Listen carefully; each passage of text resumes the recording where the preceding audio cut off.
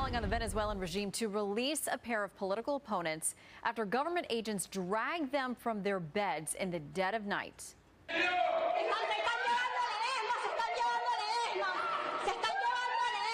That crackdown comes after President Nicolas Maduro's party seized nearly unlimited power in a widely disputed vote for a new constitutional assembly. The Trump administration slamming the regime as a dictatorship.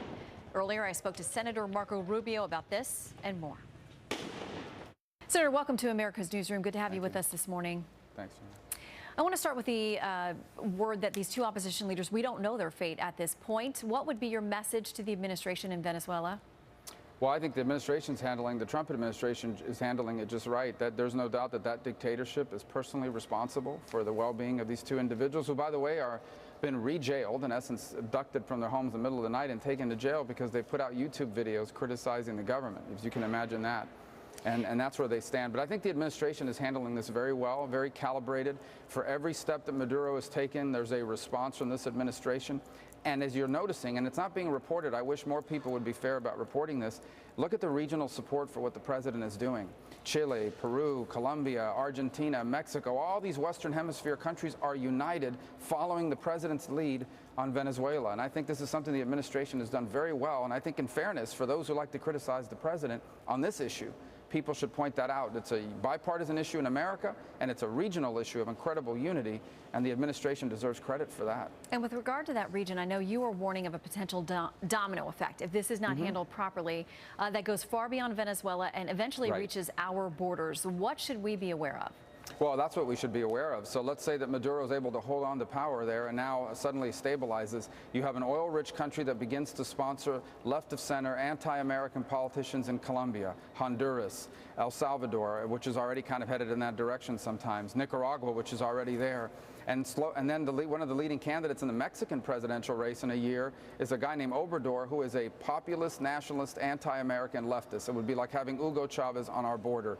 We're not talking about 10 years from now. We're talking about over the next 2 to 3 years, a oil-rich country using that money to sponsor these anti-American leaders, anti-democratic leaders in the region. And suddenly you have 8 or 9 countries down the spine of the hemisphere coming right up to our border. A huge problem for America. Narco states creating drug problems, and anti-American states with human rights violations creating a migration problem. So we got to think ahead. You mentioned the oil there. This country does have great natural resources. They're obviously not flowing to the people. You spoke to them directly, asking them to think about the fact that they're trying to put food on the table. Their leaders continue to gain weight, both literally and figuratively, with each destructive decision that they make. But with regard to that oil, for now, there's not an embargo here in the U.S. on the crude oil coming out of Venezuela. Should there be at some point, would that be a workable solution? Well, I think every option needs to be on the table. Obviously, that is a dramatic shift, and it would hurt some American companies for the short term.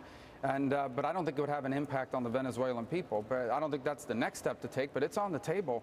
And here's what people need to understand: Venezuela right now is taking what's $1 worth of oil, and they're giving it for free to the Cubans in exchange for the Cubans are sending over security agents to help them, and they're selling it in the world market to places like China and Russia for pennies on the dollar. And so they're getting 40 cents for every dollar in cash. For $1 of oil, for 40 cents in cash, they use that money to steal about 7 or 8% of it for themselves, the leaders, and they use the rest to pay the interest on old debt so they can keep borrowing and carrying out this Ponzi scheme and this ruse.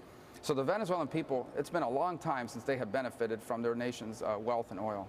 And you've been speaking directly to them in both English and Spanish, trying to get the message across that the U.S. is not against the Venezuelan people. It's the leaders that we're worried about. But will it ultimately be up to the people there to bring about some kind of change internally? How does this turn around?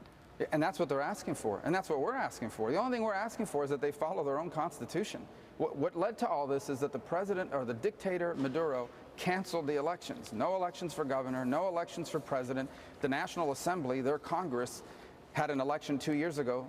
The opposition to Maduro took the majority. He basically just canceled the Congress. He basically just ignores the laws they pass and does whatever he wants. That's all we're asking for, is for them to have the elections that were scheduled under their own constitution. Instead, he decided to basically change their system of government, get rid of the National Assembly, and replace it with this Cuban-style fake Congress that they created on Sunday. And if they are seated today, I think you're going to see the Trump administration respond. And if they move in on the Capitol building to kick out the legitimate assembly and replace them with these stooges, you're going to see additional responses from the Trump administration. Well, and sadly, it's been very violent there. We think about 120 people over the last few months have lost their lives in trying to be part of the opposition there. Quickly, a couple of other hot spots. Secretary of State Rex Tillerson saying yesterday that we're getting to a pivot point with China. The relationship is not on the most positive footing, and with Russia as well, where we now have a new round of sanctions coming their way. Right, and rightfully so. On the issue of China, for far too long, they've been stealing our products. They steal American ideas. They either hacked our computers, or if you're in China, they force you to turn it over.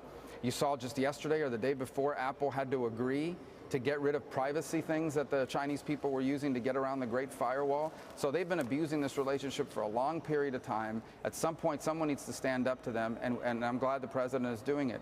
And on the issue of Russia, I tell you, Vladimir Putin badly miscalculated. He has united the political left and right in America against the moves he's making around the world. And ultimately, Vladimir Putin is a pragmatist, and he is a cost-benefit analyzer. He acts on the basis of costs versus benefits. And we need to ensure that he needs to understand that for all of these things he's doing, the costs are going to outweigh the benefits. We hope that situation can improve itself. They're a nuclear power. We have to deal with them. But we're not going to ignore human rights violations. We're not going to abandon Ukrainian sovereignty. And we are not going to abandon our allies in NATO. And I'm very happy the Vice President was in the Baltic states this week reaffirming that. And quickly, do you think that health care efforts are over in the Senate for now? I hope Short-term, not. long-term? They better not be, because I was elected in 2010 on the promise of repealing and replacing Obamacare. I was re-elected in 2016 on the same promise, and it's a promise I intend to do everything I can to keep. Again, I don't set the agenda in the Senate, but I will push for that agenda. I think it is a terrible mistake to say that we are not going to try at least once more to get some progress. And as we're putting that together, we got to start working on tax reform. I'm working with the White House and Ivanka Trump on the child tax credit, which is important. We got to deal with a bunch of other issues, get the president's appointments in place, but we should not abandon health care reform. We made that promise. If we don't keep that promise, Americans have a right to ask, well, what's the point of having a Republican majority if you're not going to do Republican things? And so I hope we get back to it. I'll be really upset if we don't. All right, we'll be watching closely. Senator Marco Rubio, a Republican of Florida, thank you, sir. Thank you.